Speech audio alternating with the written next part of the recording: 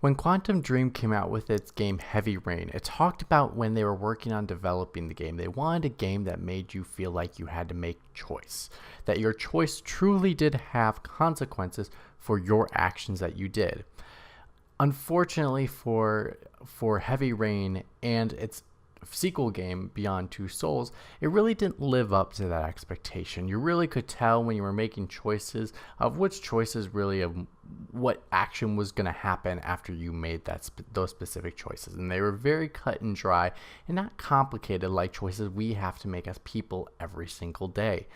But for Detroit Become Human, that definitely has changed. Welcome to my review of Detroit Become Human. For all my reviews, they will be spoiler free, and not to worry for a person that wants to talk spoilers, there will always be a accompanying video to this one called Spoiler Talk, and you can look forward to that one on another day. But when we get to that one you can talk about anything and everything when it comes to the game of choice. Nothing is off limits when we get to that one. But I do ask, if you are going to talk about this game below, that you do leave your comments spoiler free and save them for the spoiler talk. So, getting right to everything, one thing I would say about this game that really makes it different than any other game I've ever played, and I truly felt this way for this game specific. I've played Beyond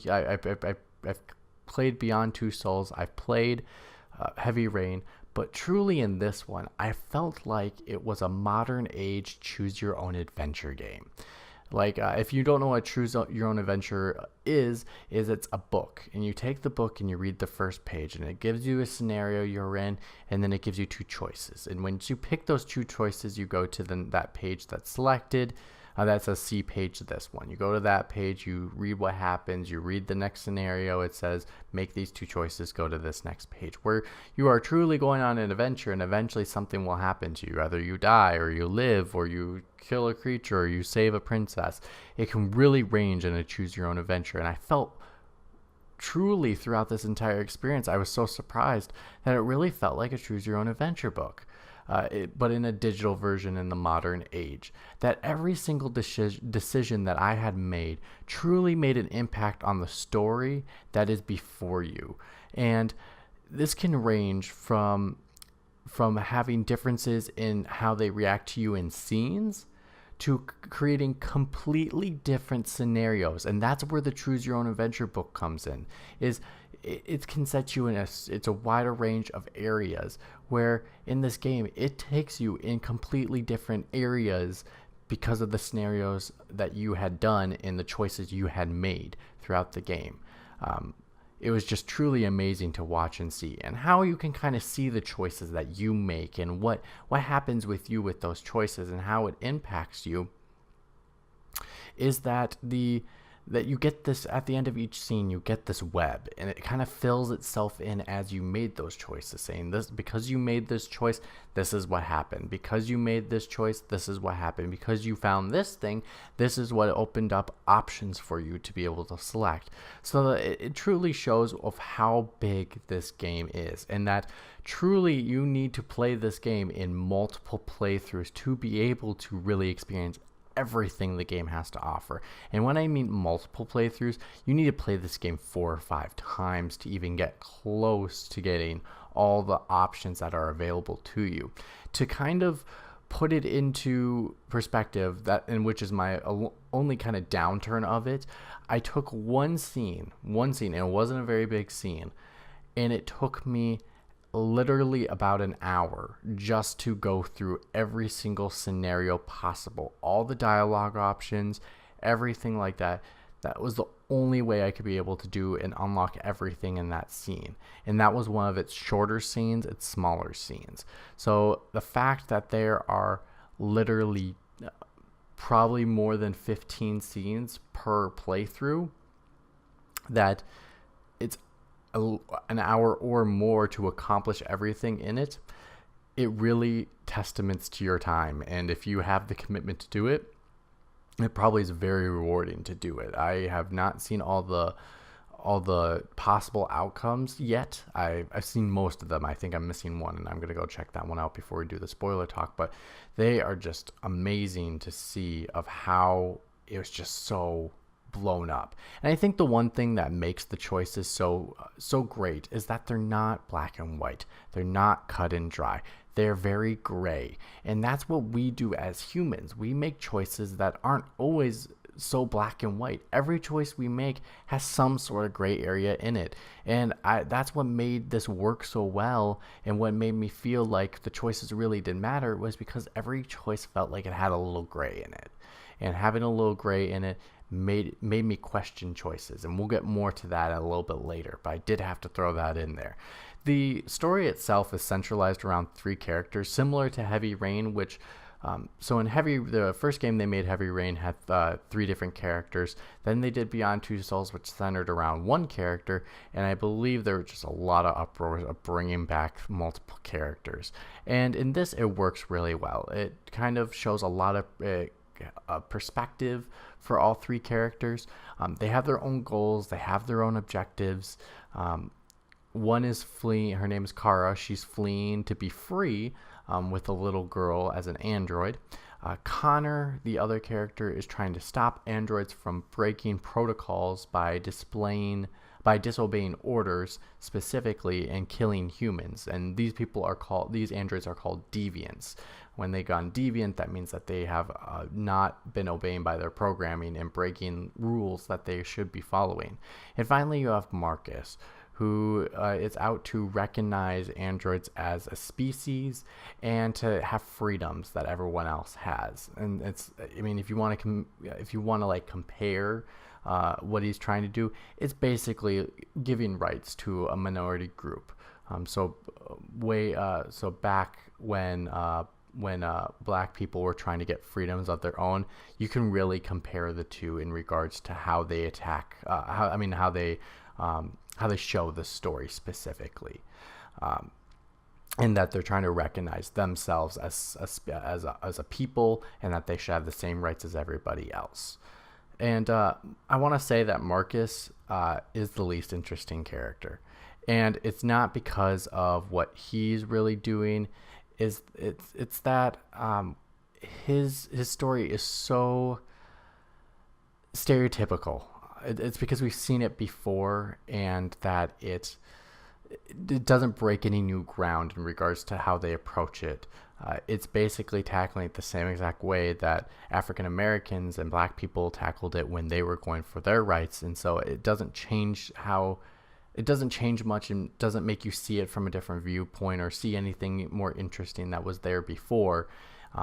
It's just tackling it the same exact way, and you kind of could predict what they were trying to do throughout the entire time. And so it really loses him having any interest. The only one interesting choice that I will talk about, and this one isn't much of a spoiler, but the way he kind of announced about trying to create freedom for androids, and kind of you having the choice to select how you want to talk about that, and how you talked about that impacted how people viewed you, and how people viewed you was important for that specific character. And so the words that you use truly have an impact on the people around you.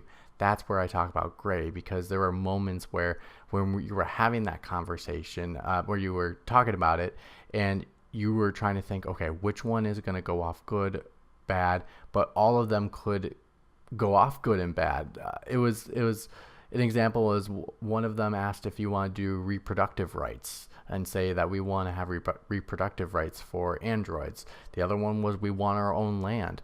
Both have good and bad to it, and you kind of have to make a choice between the two. And it's not really a cut and dry like the reproductive rights is the best choice or your own land is the bad choice. Not necessarily. Both of them have good and bad with it, and it kind of showed when characters, other things, the world was reacting with you about those two choices, that they really truly were talking about how good and bad that could be as well. And it was just how they spun it as news people, basically. So Marcus is the least interesting character just because we kind of know the stereotypical story because of history, in a sense.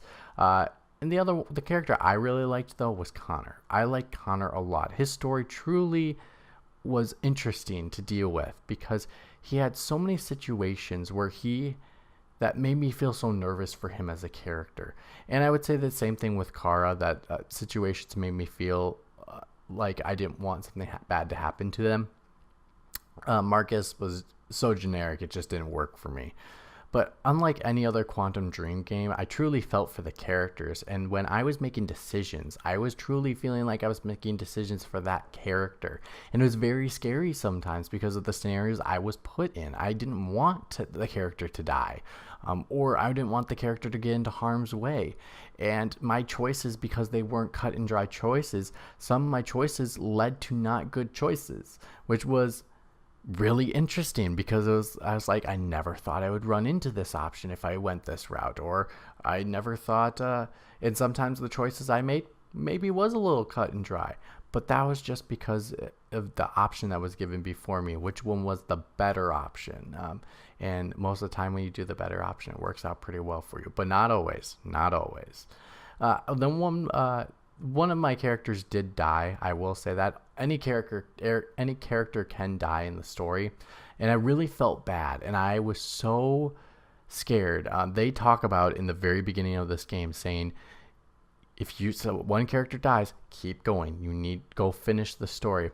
When it died, I was just so heartbroken personally that I was so tempted to go back and literally redo that story part and do it where that character lived. And I just it hurt so bad for me to click the continue button, and I just never felt that way about characters in a Quantum Dream game. So it just, by the end, it left me super satisfied and happy that I continued with the story. And there is a certain thing we'll talk about in the spoiler talk, most definitely. But it just so you know, if your character dies, it's okay. Keep going. The story is still great to keep going because the way it impacted, it just worked. It worked really well. Liked it. And I will say, yes, the story is extra cheesy.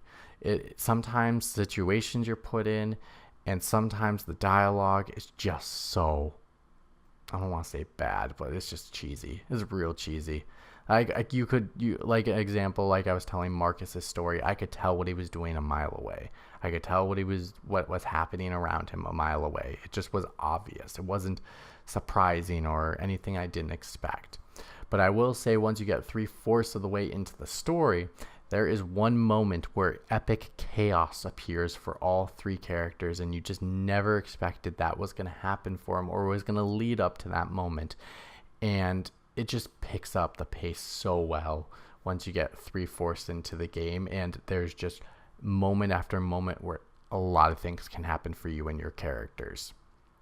Now, I say for the controls, they're really improved from last time. They're nice and smooth. The last time Quantum Dream made games, they were a little iffy.